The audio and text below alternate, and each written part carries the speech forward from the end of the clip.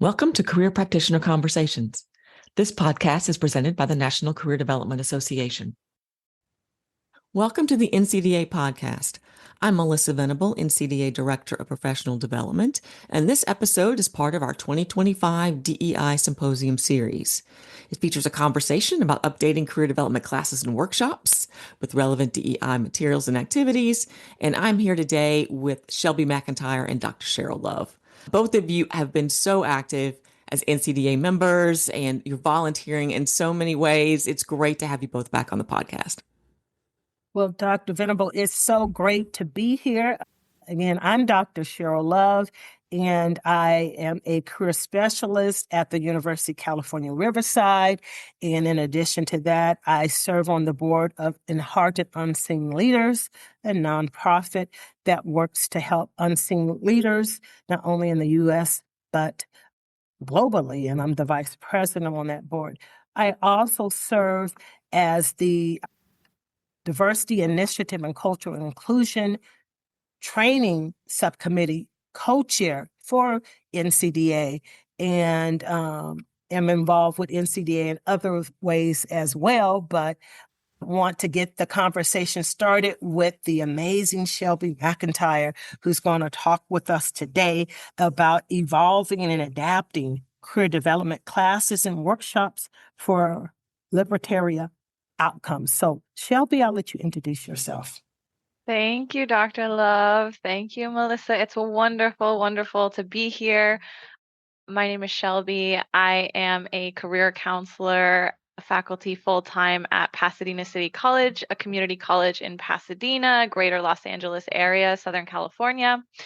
And I like to say the community colleges, I got this from one of the chancellors before. He said, we serve the top 100% of students, right? So I love that we're an open access college and that we serve the top 100%. I'm also a certified career counselor through NCDA. I was former co-chair and serve on the committee. That's the Government Relations Committee that NCDA has. I've been involved in California Career Development Association. So there's so many ways to get involved in NCDA, and I'm just honored to share today on a topic that's near and dear to my heart, which is liberatory outcomes. So, I think I'll keep my intro short, but thank you for having me. And thanks for being here again, giving us some insight about liberatory outcomes. I was honored and privileged to be in the room when you did your presentation at the NCDA Global Conference in June. And so I'm glad that you're going to get the chance to share with even a larger audience on this really appropriate for times like these concept. So can you explain liberatory outcomes and why you're focused on them? Absolutely. So higher education and educational systems in general are so focused on outcomes, which is wonderful, right? We have to be looking at how we're serving our students or not serving our students. And the traditional outcomes we've looked at are graduation rates, success and retention rates in courses. These are vital outcomes. We've also expanded it to look at living wages and if people are employed in their field of study, also very important outcomes. And so this concept of liberatory outcomes, there's going to be a link in the show notes that has some resources because all of these ideas are not from me. I'm taking these ideas and integrating them into my career work, and that's what I want to share with y'all, but I cannot take credit. So liberatory outcome is a concept that exists before me, but it's the idea of, aside from those metrics, right? If students don't graduate, if they don't end up employed in their field of study, if they don't end up with a livable wage, which that's a bummer. So hopefully we can at least get that one. But if they don't get those outcomes, are there other outcomes that education serves? And this also has to do with the difference between education and training. As our world evolves, more and more students are seeking out higher education for labor market outcomes, which is great. And sometimes it's muddied the water between education and training, right? And so what liberatory outcome also kind of helps us do is recenter on what do we want students to get out of an education? We want them to have career preparation, of course, but what other outcomes are part of an education? And specifically these liberatory outcomes are centered on this idea of collective liberation.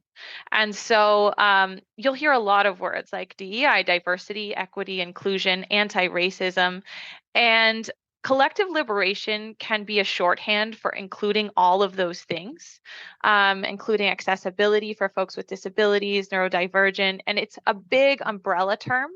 And what I appreciate about the word collective liberation is we have words like decolonize and anti-racist, which are so important. And at the same time, they do kind of center the thing we're trying to get away from. Anti-racism centers racism. Decolonize centers colonize. My therapist actually brought this up to me as she heard of re-indigenizing rather than decolonizing. And so collective liberation is a way to kind of talk about how we can remove systemic barriers for folks and collectively liberate one another from the oppressions that we've built and baked into our society.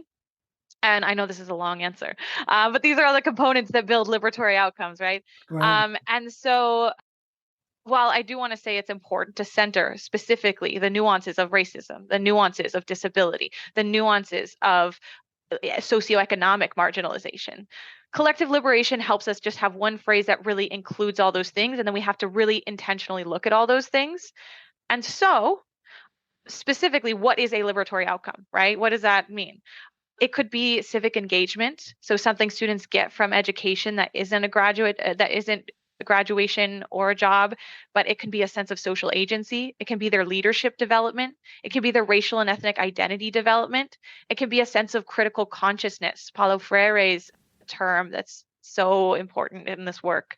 And so the idea of liberatory outcomes is just the idea of everyone in education, whether you're in the classroom, whether you're leading workshops, whether you're working one-on-one in student appointments, we can all play a part to help students not just reach those traditional outcomes of graduation and working in their field of study, but also these liberatory outcomes that they have an increased sense of social agency, of identity development, and critical consciousness. I love it. Collected liberation. I think we all should be working towards that goal, collected liberation. And I think the generations coming up, they want more from us than, hey, help me get a good paying job. And so I think the generations coming up have a focus on, quality of life. They want to be removed from the oppression that has bogged all of us down for decades. And so I love collected liberation because that's definitely helping us be centered on all the things that we should be focused on. And yes, please liberate me. I think I've been oppressed long enough. But anyway, moving on, because again, I really am enjoying the information that you are sharing with us. What does liberatory outcomes look like in the context of career counseling or leading a career development class or workshop? Can you give us some examples to really help us visualize this? Yeah, absolutely. And I love what you said about the younger generations. It's so true. And yes, we need to liberate each other. I'll liberate you, you liberate me. And that's the big piece of it is I think, just to touch on what you said, because I think it's so important. Historically, I think some career counseling has been working one at a time. How can we help people overcome economic marginalization through their own career outcomes? And collective liberation helps us look at the broader scope and say, well, our students, a lot of times, they don't want to just liberate themselves at everyone's expense, right? For example, like if I liberate myself by working in a capitalist system that is still exploiting others and I just get to reap the benefits, that's not really what I wanted education for. So yeah, I just wanted to say I'm really glad you brought that point up of how our generations are gaining such an awareness of that and speaking out about that. For sure. Yeah. But yes, what does it look like? Let's talk specific examples in career development, right? Because these are lofty concepts, right? Even just that phrase, liberate me, what does that mean, right? Self-liberation, what does that mean? It can start really simple. I'm sure many, many career practitioners in today's day and age are doing this already. So you might be listening to this and saying, yeah, this is what I've been doing for years. Now I maybe have some words for it, or maybe you already have the words for it. And then if so, please join the conversation. But it can literally be as simple as in a one-on-one appointment, intentionally providing openings for students to process their marginalizing experience with the workforce instead of kind of putting those things to the side as taboo or stigmatizing. If a student says, I didn't get an interview and I worry it's because I mentioned my neurodivergence in my cover letter, sometimes maybe historically we would have steered away from that conversation and said, oh, well, that's out of our control. We can't control if they're biased. So let's focus back on you. But we can also take some time to process the layers that are involved in that and the internalized oppression that comes with that, and honor the student's bravery for bringing their neurodivergence in their cover letter, right? Like that's a brave, courageous act. So it could look like opening spaces and leaning into the discomfort of these conversations, because conversations about difference and systemic oppression and these lofty things that us as individuals don't truly have a great deal of control over, it can make us feel uncomfortable and powerless. And I think going into this work is kind of embracing that as part of the process. And yeah, Cheryl, did you want to add to that? Yeah, I was going to say, you should, if you're doing this work, be comfortable with being uncomfortable. I think we do a great disservice to the students, to the clients we serve when we want to stay in the comfort zone. And it's not helping with making sure that we all can be collectively liberated. And so that's what I just wanted to add as I was hearing what you were saying. It's like, yeah, there's going to be some discomfort, and your clients, your students deal with being uncomfortable daily. Give them the space to be able to share their lived experience and giving them resources to deal with things that are not just more often than not. Yeah. Exactly. And a really specific example of that goes with what you just said is the idea of code switching. I was asked to do a workshop for our Black students on professional etiquette. And even just that ask made me pause. I was like, oh, where is this coming from? Like, what do you mean by professional etiquette? Like, it sounded very assimilation coded, right? Teach these students how to change themselves to fit into these work environments. Right. And so, yikes, right? Yes. And so part of these conversations is also going to be educating our colleagues, right? I think another piece that comes up in this work is confrontation. You don't have to come at this in an aggressive way, right? You can come in an openly curious way. What do you mean by professional etiquette, and what makes you think this is a need for this particular population of students? And so, what we ended up still doing a workshop series for them, but more so it was not here's how you assimilate yourself. It was, how do you feel in professional spaces historically? Have you ever been told by somebody to act more professional? And what did that look like for you? And we really just processed the marginalization and just gave students the floor to speak to each other. And a lot of this is learning when we need to step back as facilitators as well. And another big part of this, we talk about liberatory outcomes and collective liberation in a class or a workshop setting, is even looking at how you hold and share power in that session, right? Like I think so many of us see ourselves more as facilitators than presenters, because presenters kind of brings back that sage on the stage, I have something to share, you all listen, rather than we're co-creating and co-learning together, which is such an important part of the process. Yeah, I think so. And it's the secret to getting to collective liberation. Yeah. And when you said that you were asked to do this workshop about professionalism to a group of Black students, I immediately flashed back to moments that weren't great. And so because professionalism is one of the many tools that have been used to try to force people to fit in a box. I will often say it's the tool of white supremacy to try to make sure that you other people and you make it so that the way that they live, their lived experiences don't have value, and they need to get with the program, as I've been told before. And so, yeah, so I appreciate that example in the discussion because, again, collective liberation is being honest about your privilege and really together, us working to get to a better place, I think. But anyway, so thank you. Yeah. Anything else No, you can want I? to share about that? Yes. The Yeah, I wanted to examples are jump on what great. you just said about sending the message that our students' lived experiences don't have value. Like that could even just be a stepping stone. We could just ask ourselves as an inquiry question. Is there anything I'm doing in my work in one-on-one appointments or in classes or in workshops that may be sending students the message that their lived experience doesn't have value? Like that, like even just that fact, we can just so much of this I think is inquiry based, and I just love the way you phrase that. So I wanted to take time to repeat it Okay. because Appreciate it. that's marginalization, right? Is reinforcing that that narrative that our students come in with nothing or even stuff to be erased or unlearned Right. and need to reassimilate in this certain way. Absolutely. Love it because, one of the things I try to do in the work that I do, and I'm going to use collective liberation now more and more and more, lean into it, is helping people to be their authentic selves at all times and in places and spaces. And if you are in a space that's not allowing you to do it, that space probably is not a space you want to spend more time in. Or you want to spend more time in that space so you can change the atmosphere, as I like to say. So I love both of those frames because thank it's you. true. We Yeah, can't shame people for having yeah. that survival instinct to say, I deserve better. I'm going to leave this space. Right. And man, we have to applaud those heroes who go into those spaces and say, I am going to incrementally work on a culture shift to make this a more Yes, inclusive space because we need both.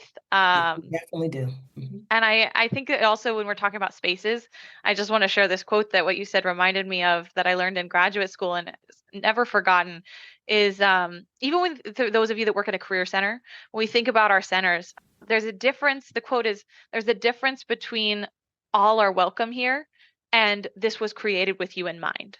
And so you can say, this career center welcomes everyone, and you can be more effective by saying, we're going to have programming specific to our students with disabilities. Right. We're going to have programming specific for our Asian and Pacific Islander students and Desi American students. And, I'm not trying to give you all way more work to do in your day because I know part of this work is also caring for ourselves and having boundaries. But just Right. thinking about that, how am I creating a space where students, especially marginalized and historically oppressed students, feel like this was created with me in mind and or created Right. with me because we can bring students Yes. into this work, hopefully compensate them, but we can bring them into this work rather than just doing stuff for them, nothing for Right. us, about us, without us. I'm saying a Right. lot of phrases I'm heard. Hopefully these are familiar. You're nodding your heads at home, those who are listening. Phrases that people should internalize, I'll just say. So, in the session at the conference, at the NCDA Global Conference, you referenced how your current workplace, Pasadena City College, has integrated liberatory outcomes at an institutional level. Can you tell those who are going to be listening to this conversation, tell us about that, how that has happened? What does it look like now? I love talking about this and just screaming from the rooftops because I think precedents are so important and institutional precedents, the power that it comes. And I love this one because I had nothing to do with it. And by that, I mean, so much of this work is done in community and coalitions. And some of it starts as silos. And then, we learn about it and we start Right, praising it and sharing it, right? right, This came about my desk as an email one day, and there was a long road before that I can't speak to as well. But I just want to say, like, when you see these opportunities and you see these things that are working, just join in, right. share the terms. So I'm going to tell you from what I do know because I heard about it and I wanted to make time to share on this podcast. So Pasadena City College is one of 116 community colleges in California, but we all have different cultures and different levels of comfort, I think, with claiming to be a school that's anti-racist, that is geared towards collective liberation. And so in the 2023-2024 school year, our academic senate had some incredible leadership, and they really put their energy and time behind this liberation through education campaign. And it is linked as well in the toolkit that's in the show notes if you want to check out the website.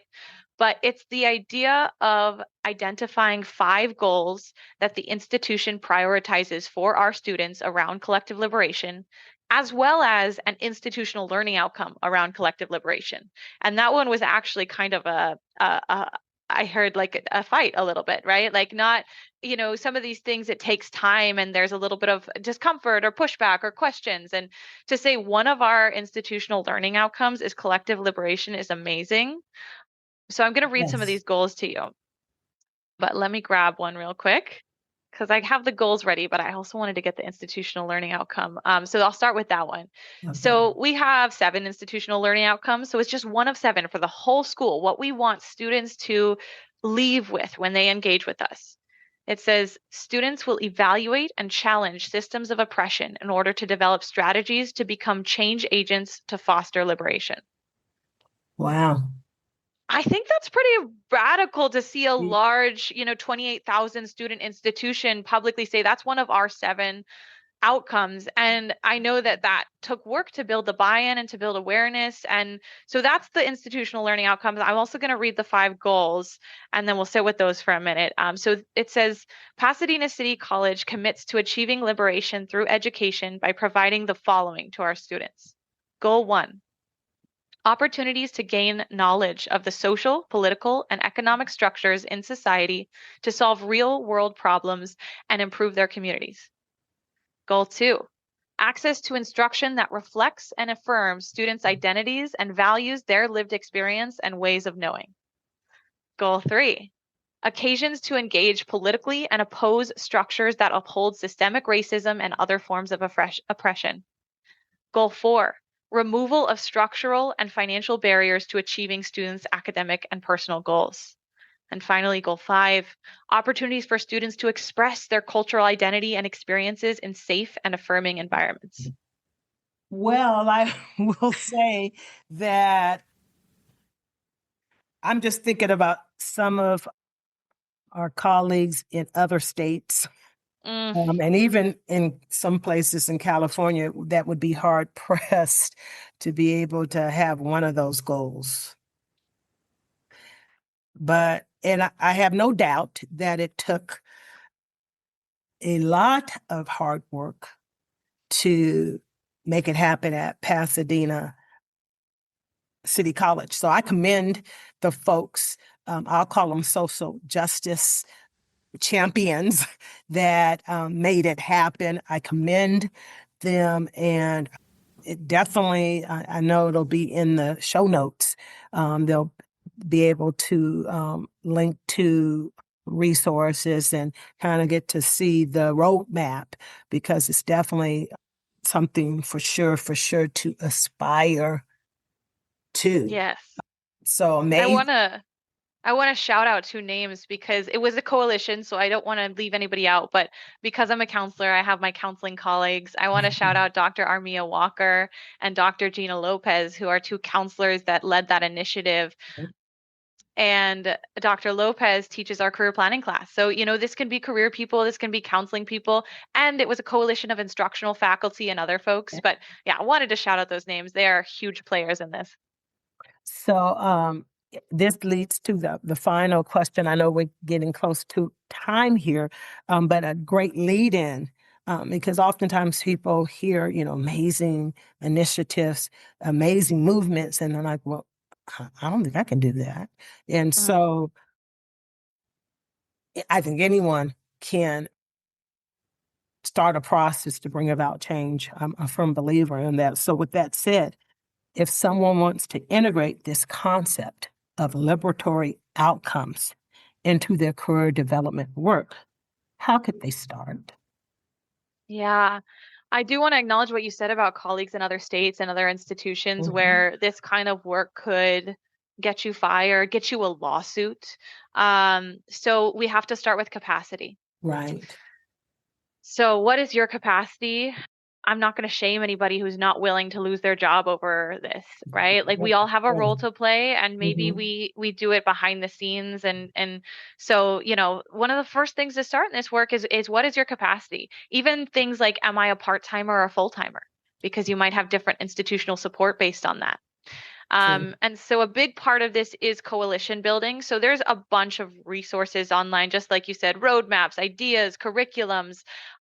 And I hope to compile a few in the document in the show notes just as a starting point. But I think as much as those resources and that knowledge is important, I think it also has to start with community and coalition building. So finding those people in your places and spaces who are just as dedicated, can support you. You can come as unified front. You can work things out and support each other along the way. That's a huge piece. And then also starting with your own capacity in the foundation of self-work. Right. So one of the things that's included in the toolkit I'm sharing, that I shared at the conference and I'm sharing in the show notes, is a lot of questions. Because again, a lot of this is inquiry-based work. So I'm just going to read a few that can help us start to make sure to assess our own capacity. And you can literally start this work without doing anything big, anything institutional level, just asking yourself inquiry questions like, what identities do I hold? Race, class, gender, age, ability, etc. And how do they shape my blind spots, biases, or triggers in educational spaces? So even just like self-awareness can be a starting point. And even self-care boundaries can be a starting point as well.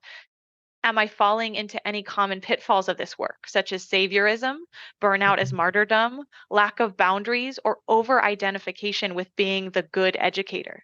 And again, there's nothing wrong with trying to be good and trying to collectively liberate one another, but there are some nuances around these concepts, right, that we can kind of interrogate and look at in ourselves. So you can go as easy as just starting with yourself, right? Finding your allies. And then there's some other questions that can help when you do have a little more power, like maybe you're designing a curriculum for a workshop. You can ask yourself a question like, how might I be unintentionally reinforcing dominant narratives around meritocracy, individualism, or capitalism through what I teach or how I teach it? And how might I more intentionally challenge dominant narratives and make more space for counter narratives? Right? So just opening it up a little bit. How do I make sure students who've been marginalized can share their lived experience in a way that's valued? So I'm not going to read all the questions. There's a bunch there. You could just pick one a day and have fun with your own inquiry. And then you can do it in community. You can share with one another, share ideas. For those of you that are more like specifics oriented, I do want to share, this could look like talking about unions more in the classroom. This could look like salary negotiation from a mindset that recognizes that many of our students value humility, and even just taking up the space for salary negotiation can feel countercultural to their upbringing and values. You know, it could just be the way we start to approach this work. I know I'm giving a million examples, but it could literally be a workshop on overcoming bias in the job search. Lakeisha Matthews has done amazing work in developing some articles in the NCDA Career Convergence on that. You know, I could spout resources for days, but really where the heart of it is building your community, working on yourself. A lot of this I bring into my therapy, right? So I'm constantly recentering on my inner healing as part of this work. And that would be really how I'd recommend getting started. Start with self, for sure. And then also, you've mentioned lots of really great resources. And just, we'll say, since we are doing this podcast for NCDA, some amazing resources. I will do a shameless plug for the Diversity Initiative and Cultural Inclusion Committee, DICI. We are doing amazing work, and we welcome any and all who'd like to participate. This is part of the DEI Symposium Podcast Series 2.0. And so you're going to get to listen to a lot of amazing presentations like this one to help you with your journey, your personal journey, and to help you with the work that you do for your students, for your clients. And so lots of support, lots of people to connect with to help in the work that you do. And we are in the process now of calling for proposals for the DEI Symposium taking place in 2026 in Minneapolis. And so deadline to submit for that is November the 7th. So you can look for information on NCDA website for that. So again, lots of ways to be able to connect with folk to help with the work that you do. And so as we close for the day, final word, Shelby, that you'd like to give, and then I'll have a closing remark.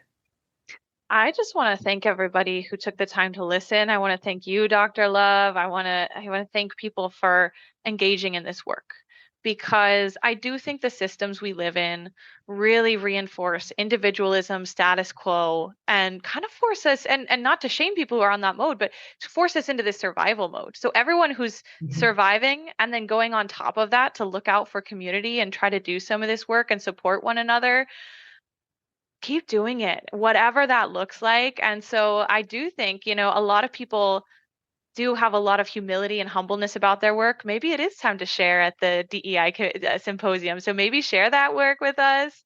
I'm so excited to hear from more of y'all.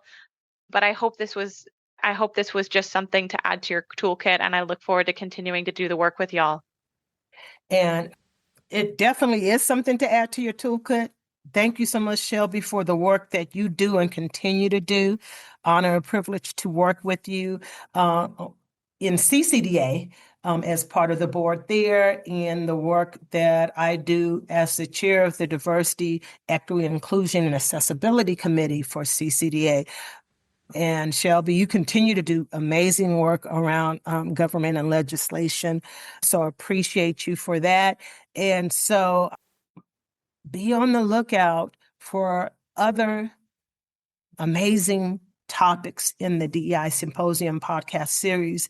And I will end with this amazing thought that a student gave to me at a summer program that I participate in every year that the African Student Program Center sponsors. It's the 828 summer program for income and Black scholars. And the student in a conversation said this: when you're born, you look like your parents. When you die, you look like your choices.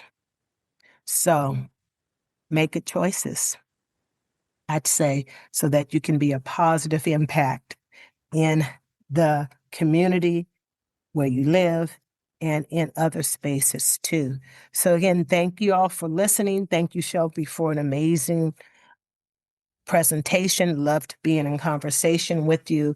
And I look forward to continue to get into good trouble with you. Everyone, have an amazing day and year.